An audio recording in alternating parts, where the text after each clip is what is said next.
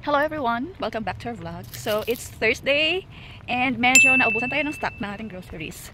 And since my one day pa sa school ang mga kids, kailangan nating mag-grocery. Kaya, tara, samahan niyo ako mag-grocery. Maglalakad lang ako kasi work week ni Habs. So, usually pag work week niya, kailangan ko mag-grocery. Nilalakad ko lang. Mga 15 minutes walk. So, meron tayong eco bags. Okay, we need to help saving our Mother Earth. Kaya as much as possible, umiiwas kaming gumamit ng plastic. And nagdadala kami ng eco bags every time na nag-grocery kami. So, see you later. For the meantime, I'll show you the way to the grocery. And so, this is our street. Ayan. Fall season na. Although, parang mainit. Pero hindi na actually mainit. Malamig na ang panahon. Kaya, masarap maglakad. Ayan. Ang tagal ko na. Hindi ako regular na naglalakad ngayon. Usually, pag meron lang kaming hiking. Mula nung summer, ayun, hindi regular yung aking walking. Kasi sobrang init nung summer, nakakatamad maglakad. Ayun, kaya ito, balik loob na ulit tayo kasi medyo shop off face na ulit. Kaya, let's go! Walk to the grocery. So, kakanan tayo dito sa traffic light. It's 3 o'clock in the afternoon. Hinintay ko lang na makarating si Maymay, makauwi si Maymay from school. Yeah. Let's press the button and wait.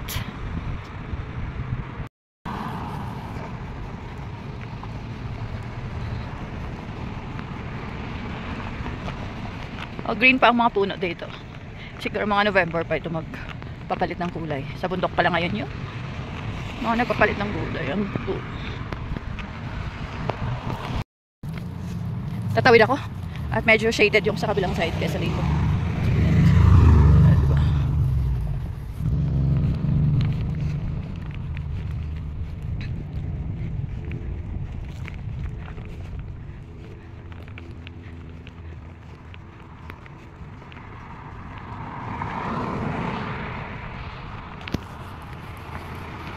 Diba parang hindi US? Para ka lang nasa probinsya. Diba? Parang lang yung sa isang subdivision sa Pilipinas. Ang itsura. Tignan mo yung mga bahay, malilit lang. Pero dito sa area na ito, ganyan lang usually yung mga bahay. At kami ay wala pang bahay. Nagre-rent pa lang kami. Kasi hindi pa afford. Sobrang mahal ng bahay dito. Alam niyo ba, yung kahit yung 2 beds, 1 bath lang. Umabot siya ng $400,000. Yung dito sa may area namin na ito. Meron mga 300,000 townhouse. Pero magbabayad ka syempre ng HOA monthly. Unlike pagka yung mga single family home na yung mga ganito, wala siyang HOA monthly. Syempre utilities mo lang. But hopefully someday, diba, magkakaroon din kami ng bahay. Kailangan mo nang kumayod.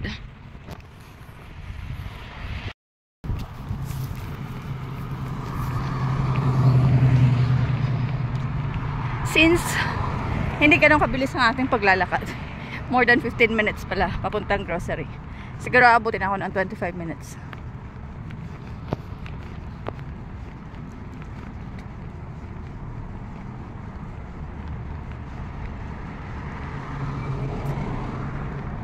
Ayan, yung may bridge na yan is highway, yung nasa taas, connecting to other states.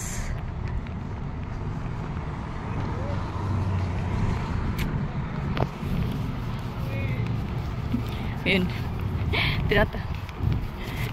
Alam siguro nila nagpa-vlog ako. Kaya tinatawag nila.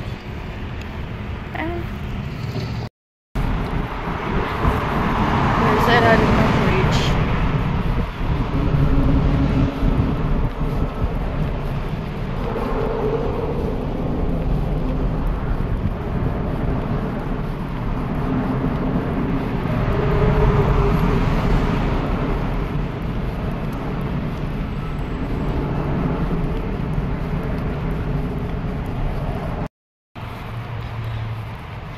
Ngayon, napaka grateful namin sa place na nilipatan namin.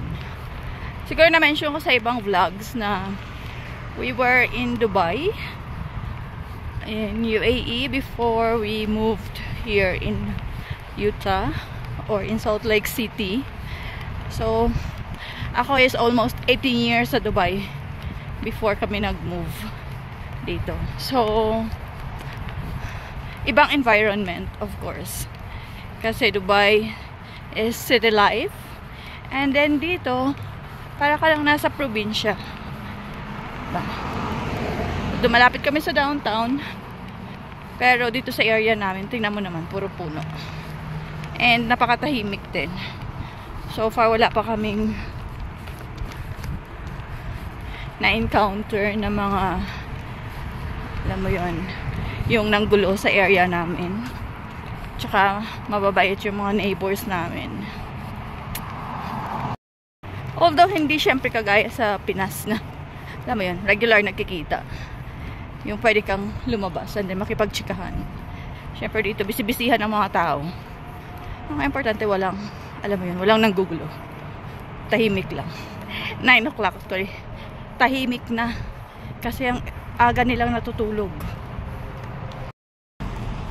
So, ayan, another traffic light. Tatawid ulit tayo. Then, kakaliwa.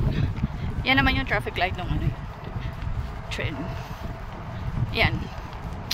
At saka, yan pa yung isang swerte namin dito sa Salt Lake City. Kasi, accessible yung public transport. Alam mo, napakalapit namin sa bus stop. Hindi naman yung malapit pala. Mga 5 minutes walk, nasa bus stop na kami. Kaya nga si Kuya, hindi na siya usually dinadrop sa school niya. Doon na lang sa isang bus stop. Kasi kung yung ditong malapit sa amin na 5 minutes is mag-double ride siya. So, dinadrop siya sa isang bus stop. Para one ride na lang siya. So, ayan. Kakaliwa na tayo. Yan, may mga lavender pa. And then, after nito, isang traffic light na lang. And then, kakanan. And, nandun na yung grocery. Diba? Malapit lang, diba? Pero mga 8,000 steps yata. Balikan.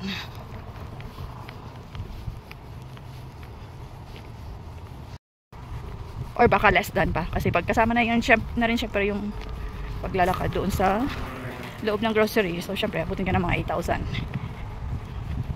Pero, back and forth, siguro mga 7,000 steps. So, ito kabilaan, apartments. Ayan, may kasamahan sa work si Raymer na nakatira dito sa apartment na to. And dyan kami nag-Christmas party last time.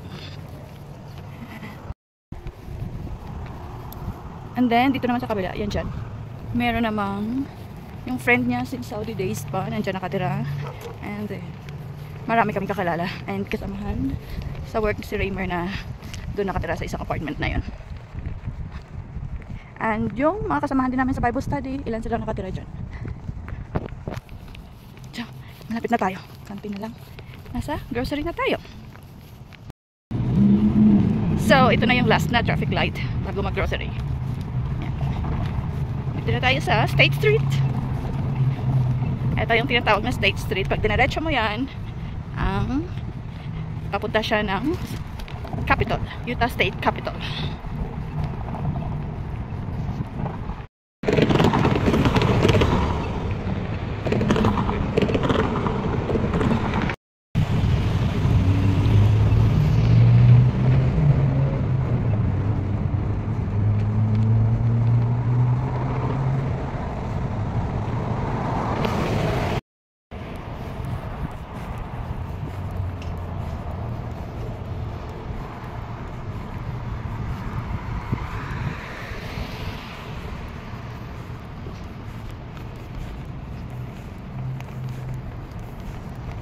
So, ayan na yung grocery store. Dito tayo mag-grocery for today.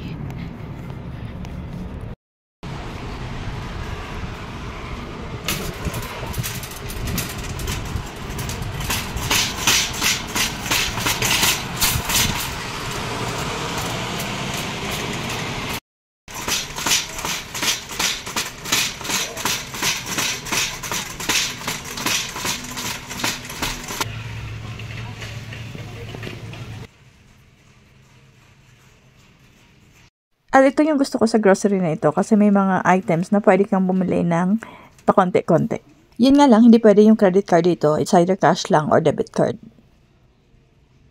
At ito, kumuha tayo ng walnuts. Then, isulat mo lang sa pinakatag yung item number. At ito pa yung isa sa pinakagusto ko sa grocery na ito. Yung kanilang freshly grind peanut butter. And yung pinukuha namin is honey roasted. Then, cover mo lang, lagyan ng sticker and item code. Kahit yung sugar ay pwede ka rin bumili ng pakonti-konti. And meron din silang weighing scale if you want to check on the weight of the items that you wanted to buy.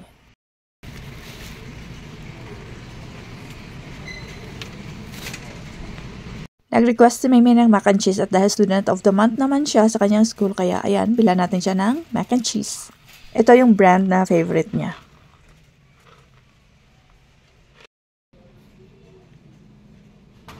Bumili nito si Habs nung nakaraang linggo, pero ako ayokong bumili. Apakamahal. $17 para sa kagat. Nako, wag na.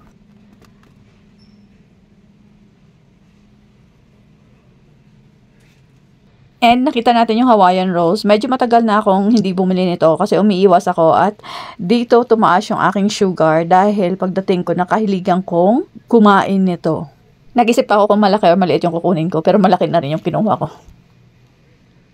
At kumuha na rin ako ng shrimp at tempura. Binabaon kasi ito ni Mimi. Pero importante na sinusunod natin yung serving instructions. At kumuha na rin ako nitong ribeye steak. At itong Activia, mas mura compared sa Yakult.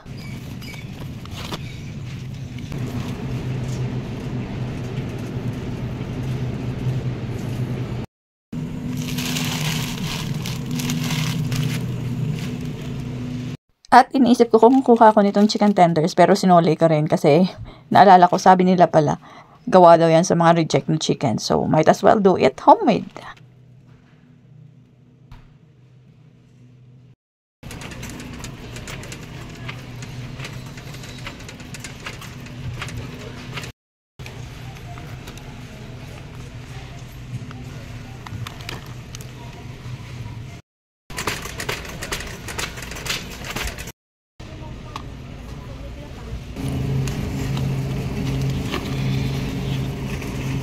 At ayan na lahat yung ating napamili. Konti lang, syempre, kasi yung kaya lang nating bitbitin.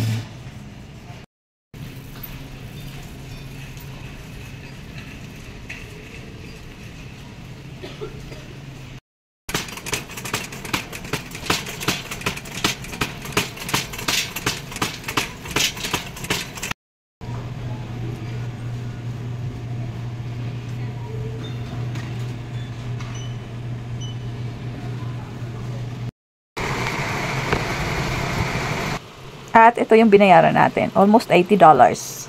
So, ayan guys. Tapos na tayo mag-grocery. Pauwi na tayo. Ayan. Paano natin bitbitin. Minsan nagdadala ako ng trolley. Pero, ngayon, wala tayong trolley. Kalimutan kong dalhin. Anyway, hindi naman ganun kabigat yung mga pinamili ko. Carry. Dito na ulit tayo sa traffic light. Tatawid ulit tayo. Same route pa ba uwi ng bahay. Although mayroong bus dito actually. Tapos doon ako bababa sa next na traffic light. Or third na traffic light. Then maglalakad ako ng mga 9 minutes. Konting difference. Pero mas gusto ko maglakad. Ayan yung bus. Then dito naman sa kabila yung bus stop. Ayun. Tawid na tayo.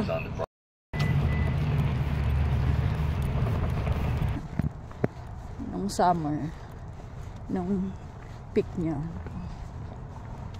Meron na yata ako sa YouTube shorts nito. Pero nag-upload ako. So dito lang yung kinunan. Ayan yung train parating.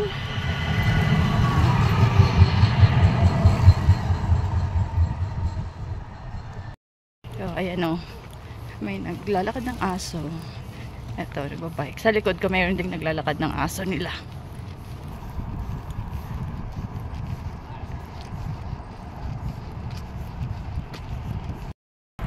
So, ayan, more than halfway na tayo. Pabalik ng bahay.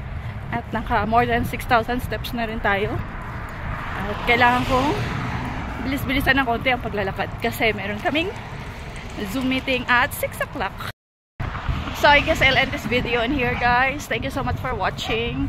I hope you enjoyed this vlog about our simple life here in Utah. And I appreciate you taking time to drop by to our channel. Please follow for more. Thank you so much for watching. Keep safe and God bless. Bye! Okay, before tayo pumasok sa loob, ayan, check natin ang mailbox. Ayun, meron. What is this? From Maymay School. Oh, may pa-card ang school ni Maymay. Ano kaya naman ito? Ay, wow. So, ayan yung letter. We wanted to take some time to congratulate May on the incredible achievements of being one of our September Students of the Month.